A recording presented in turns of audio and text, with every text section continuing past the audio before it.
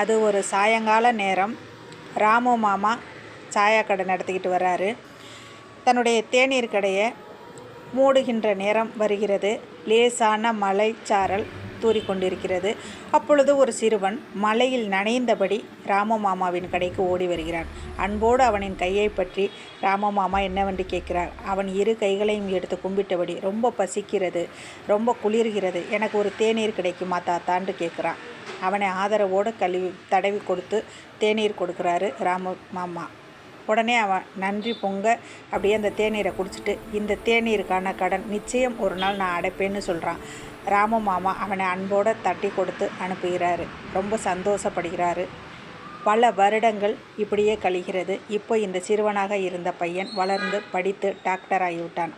திடீரென்று ஒரு நாள் ராமு மாமாவிற்கு உடல் நலம் குன்றியது.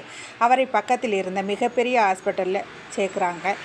அப்போ 3 நாள் கழித்து ராமு மாமாவுக்கு பில் எவ்வளவுன்னு கேட்குறதுக்கு வராரு. அப்போ அந்த சிஸ்டர் ஒரு பில் கொடுக்குறாங்க. அதில் உங்களுடைய 1 கப் தேநீருக்கான கடன் அடைந்ததுன்னு போட்டிருந்துச்சு.